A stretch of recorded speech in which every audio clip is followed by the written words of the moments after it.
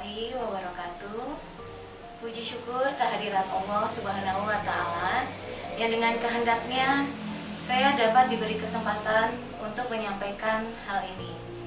Teruntuk Bapak Ibu, tim asesor yang sedang bertugas, yang juga saya muliakan dan hormati, saya mohon izin untuk menyampaikan dokumen pernyataan diri dosen untuk unjuk kerja Tridharma Perguruan Tinggi PDD UKTPT bidang pengajaran yang diperuntukkan untuk sertifikasi dosen Serdo Smart tahun 2023. Perkenalkan, nama saya Rini Herminastuti, Esos MPD dengan NIDN 0316068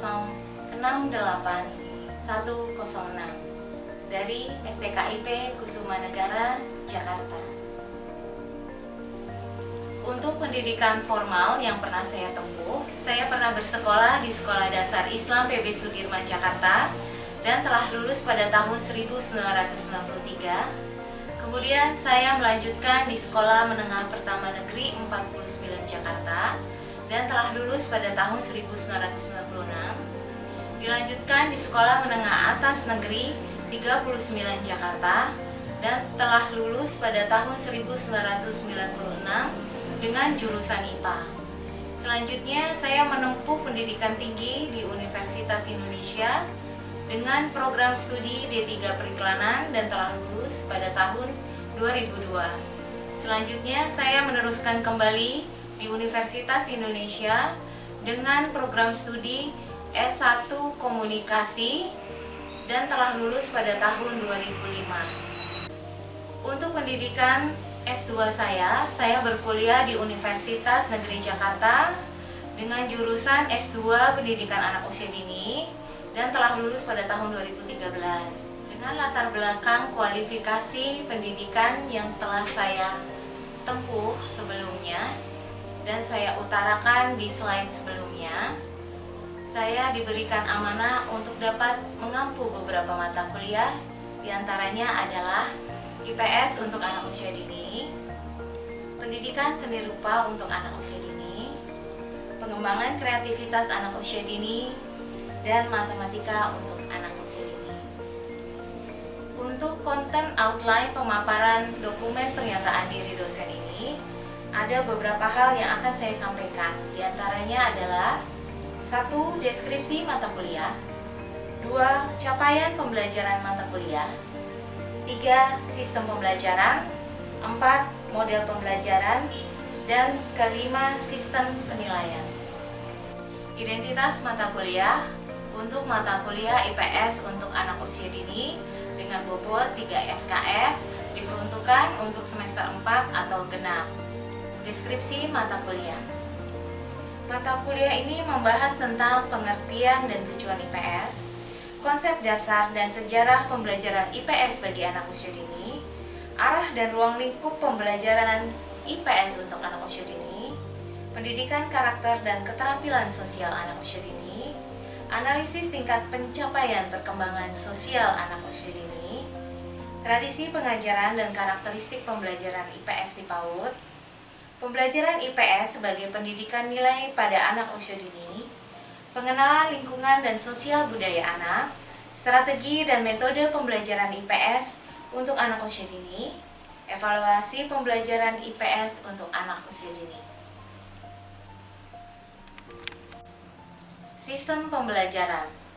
Pada mata kuliah ini dilaksanakan dalam 14 kali pertemuan dengan beban waktu pembelajaran 3 SKS, alokasi waktu per pertemuan 150 menit, ujian tengah semester dilaksanakan pada pertemuan ke-8 dan ujian akhir semester pada pertemuan ke-16. Untuk materi pembelajaran mata kuliah IPS untuk anak usia dini pada pertemuan 1, materi atau pokok bahasan yang disampaikan adalah penjelasan mengenai kontrak kuliah, pengertian, tujuan, arah dan ruang lingkup pembelajaran IPS dengan indikator pencapaian, kemampuan menjawab pertanyaan, pemahaman konsep, dan pelaksanaan diskusi aktif. Untuk pertemuan kedua, konsep dan sejarah IPS di Indonesia, paradigma pengajaran serta pembelajaran IPS. Dengan indikator pencapaian, kemampuan menjawab pertanyaan, pemahaman konsep, dan pelaksanaan diskusi aktif. Yang pertemuan ketiga dilaksanakan dengan menyampaikan materi mengenai tradisi pengajaran dan karakteristik pembelajaran IPS bagi anak usia dini dengan indikator pencapaian, kemampuan menjawab pertanyaan, pemahaman konsep, dan pelaksanaan diskusi aktif. Pada pertemuan keempat, materi yang disampaikan adalah pembentukan karakter dan keterampilan sosial anak usia dini dengan indikator pencapaian, kemampuan menjawab pertanyaan, pemahaman konsep, dan pelaksanaan diskusi aktif. Untuk materi pembelajaran mata kuliah IPS untuk anak usia dini pada pertemuan 1, materi atau pokok bahasan yang disampaikan adalah penjelasan mengenai kontrak kuliah, pengertian, tujuan, arah, dan ruang lingkup pembelajaran IPS dengan indikator pencapaian, kemampuan menjawab pertanyaan, pemahaman konsep, dan pelaksanaan diskusi aktif. Untuk pertemuan kedua, konsep dan sejarah IPS di Indonesia, paradigma pengajaran serta pembelajaran IPS. Dengan indikator pencapaian, kemampuan menjawab pertanyaan, pemahaman konsep, dan pelaksanaan diskusi aktif. Yang pertemuan ketiga dilaksanakan dengan menyampaikan materi mengenai tradisi pengajaran dan karakteristik pembelajaran IPS bagi anak usia dini dengan indikator pencapaian, kemampuan menjawab pertanyaan, pemahaman konsep, dan pelaksanaan diskusi aktif. Pada pertemuan keempat, materi yang disampaikan adalah pembentukan karakter dan keterampilan sosial anak usia dini dengan indikator pencapaian, kemampuan menjawab pertanyaan, pemahaman konsep, dan pelaksanaan diskusi aktif.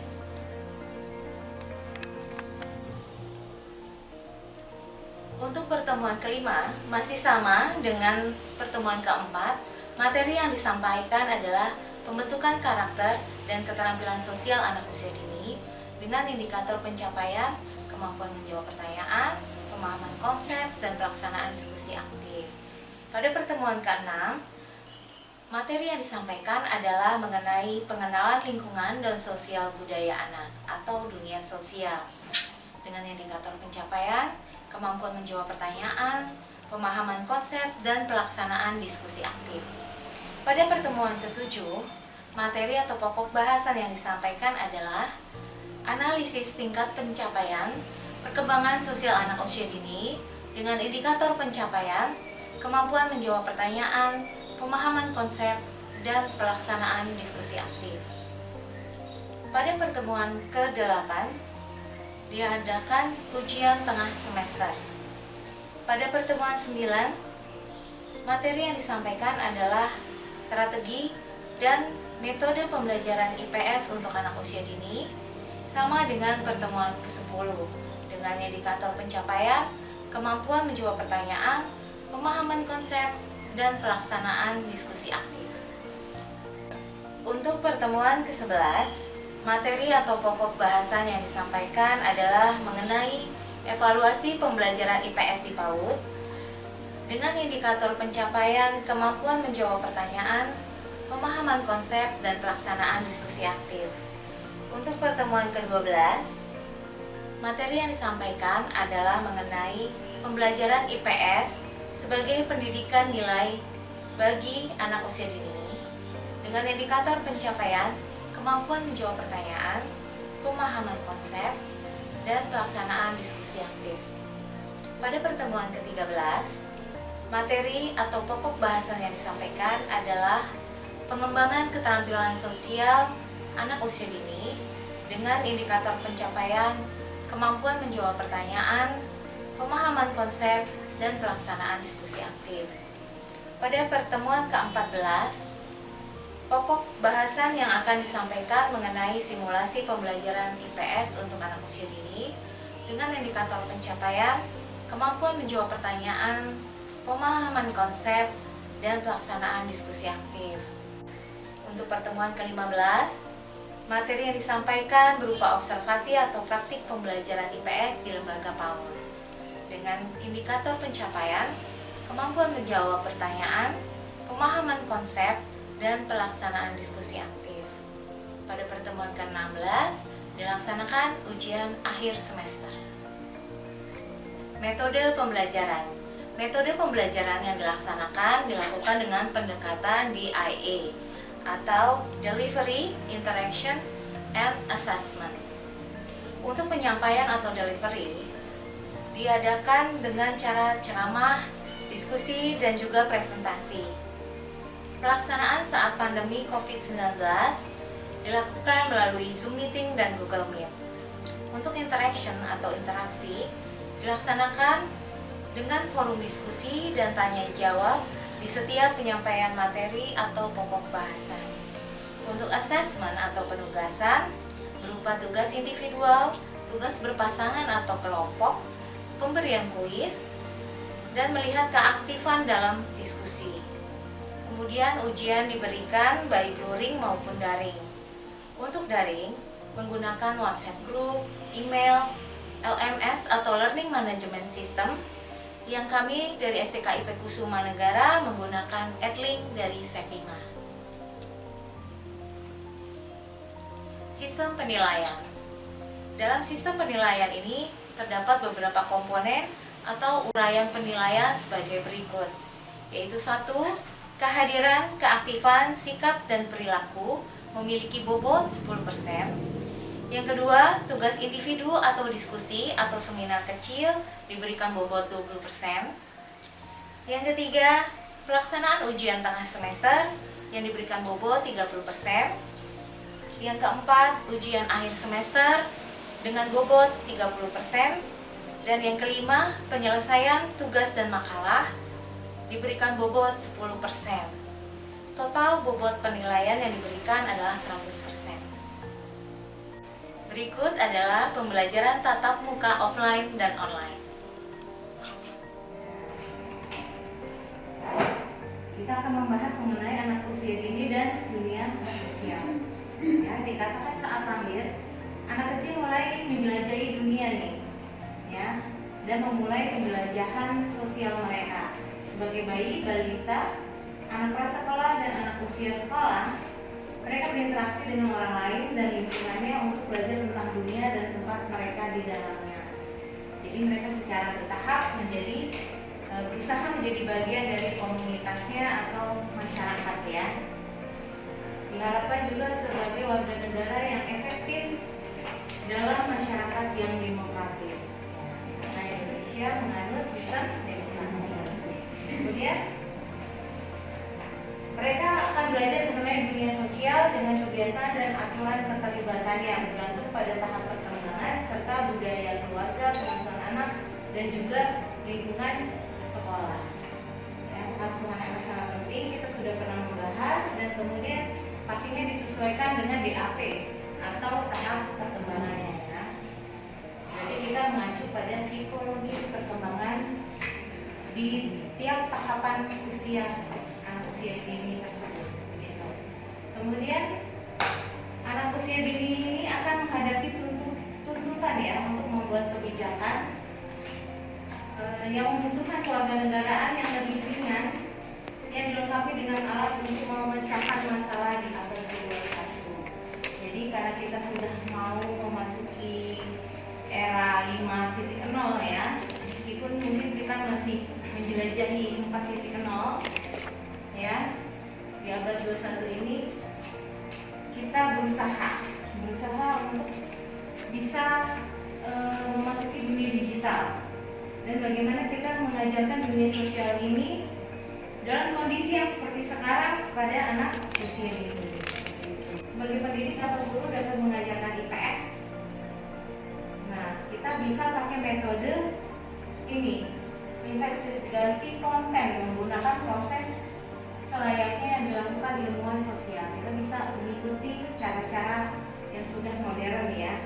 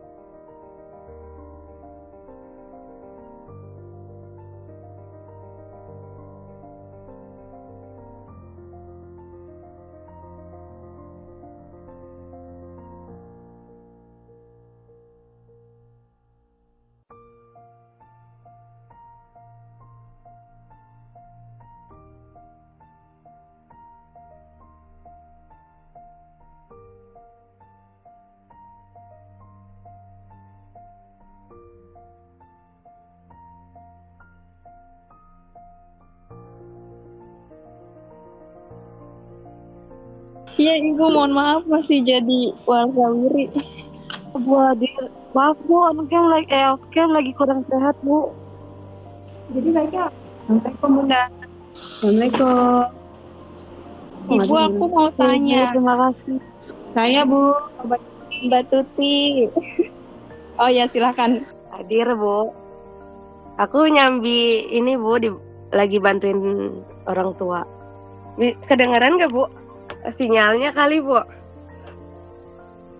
Iya, kayak lebih dikenalkan kayak misalnya kan kalau cerai kayak gini, kita sebenarnya tuh punya ada kakek, tapi kita tuh beda rumah gitu.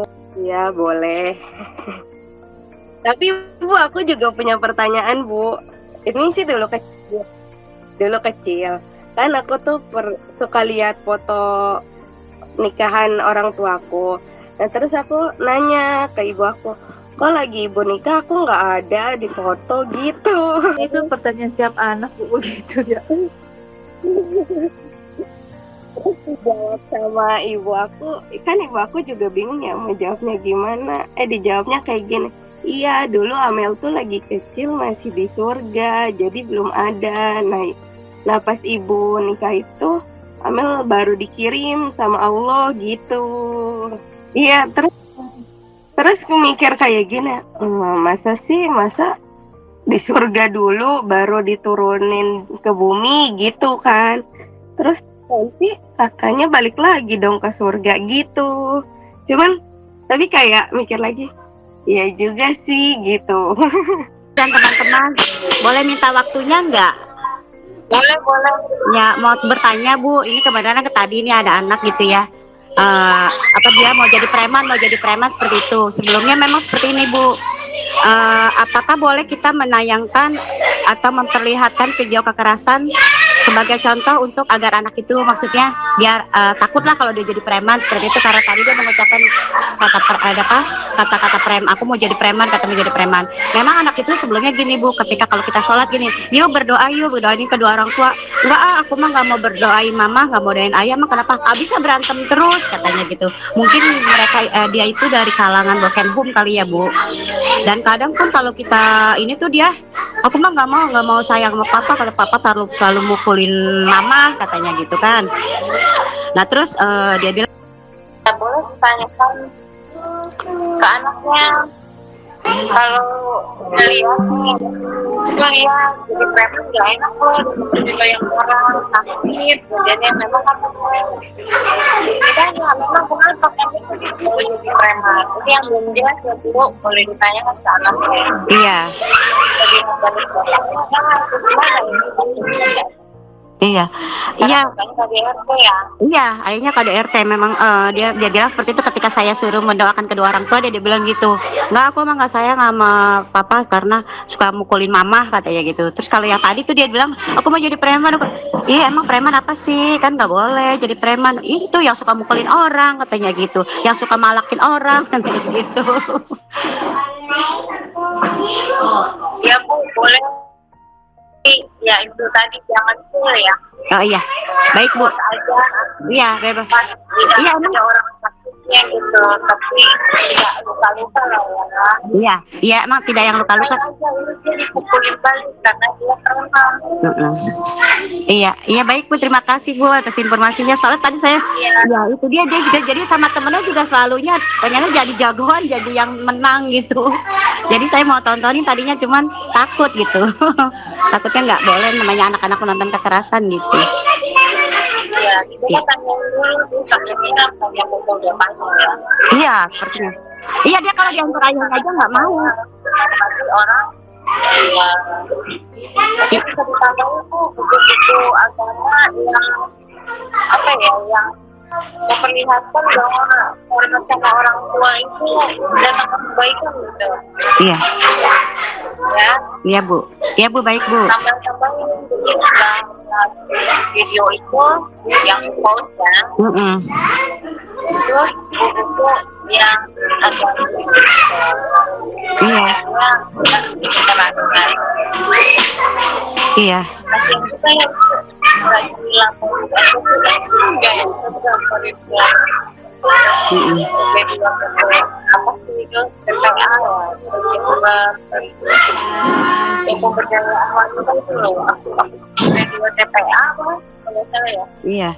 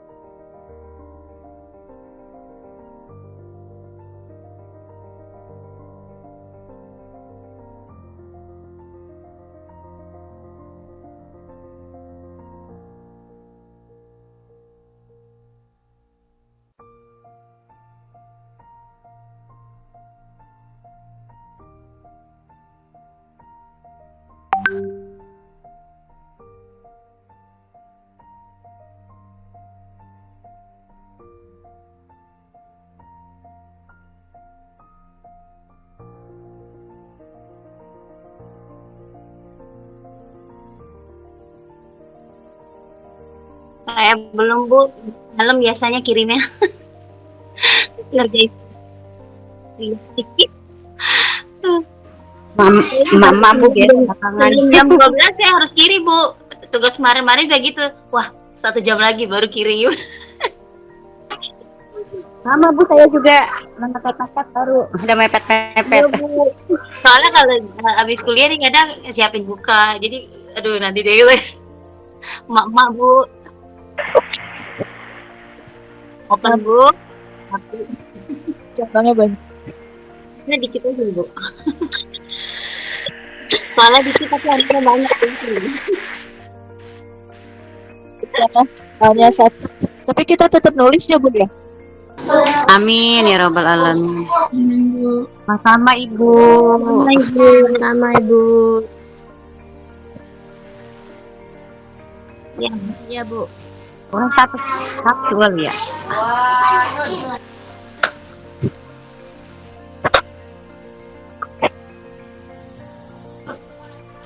Iya, terakhir tanggal 16 ya. See you kembali Ibu.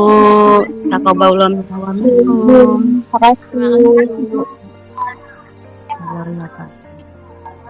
Amin ya rabbal alamin. Jangan Bu.